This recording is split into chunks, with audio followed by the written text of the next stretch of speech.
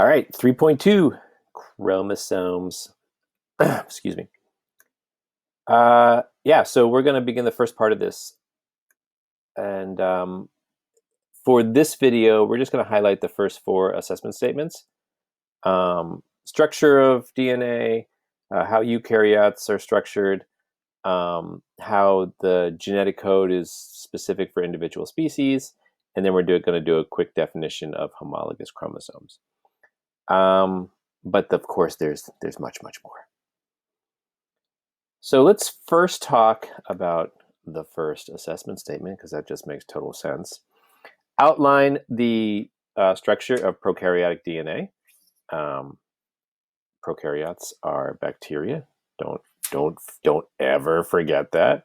So a lot of times they use the word like E. coli as an example. That would be a typical one. So there are only two main parts. I'm not sure why I'm yelling. I'm sorry. There are only two main parts of prokaryotic DNA.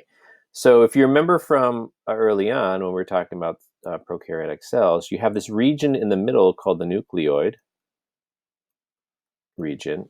And that is basically the genetic material for it to do like all the things it needs to do.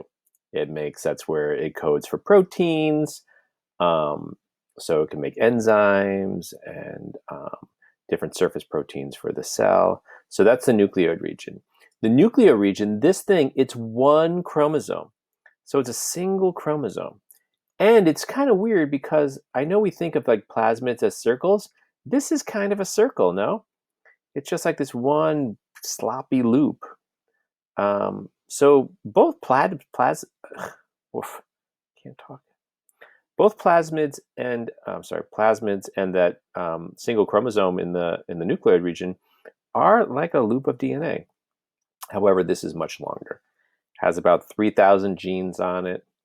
So that's the structure of the single chromosome. And then these plasmids, which are the second piece of the genetic material, they are the ones that are responsible for like mutations. So when you hear about DNA, when you hear about bacteria mutating in response to antibiotics, it's the mutations occurring here that allow for survival, and bacteria can actually share these with other bacterium.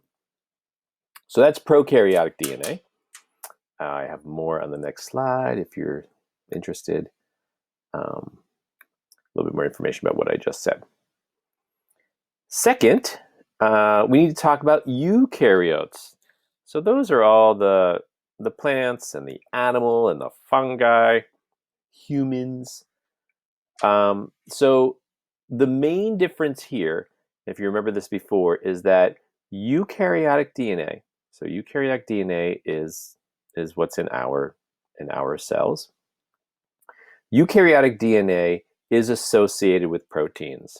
The bacteria, the prokaryotes, the E. coli, basically all the same term, they are naked. They have no proteins associated with them. Specifically, the protein associated with our DNA, with eukaryotic DNA, is this thing called a nucleosome. So a nucleosome, it consists of two main pieces, and the second piece has two parts to it. So the first main piece is the actual genetic material. It's the DNA wrapped around the other parts. So here's our DNA in red, wrapped around twice. And then the protein part is composed of two pieces. You've got this thing called the H1 protein. This is, it kind of like gives it support. And then you have 1, 2, 3, 4, 5, 6, 7, 8 of these protein balls, which they call beads, like protein beads.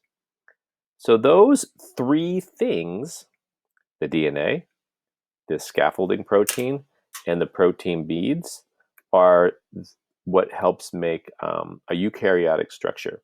And its purpose is for like gene expression. It wraps it up, it supercoils it, it releases, allowing that part of the DNA to be read for transcription. So hey, that's the difference between prokaryotes and eukaryotes.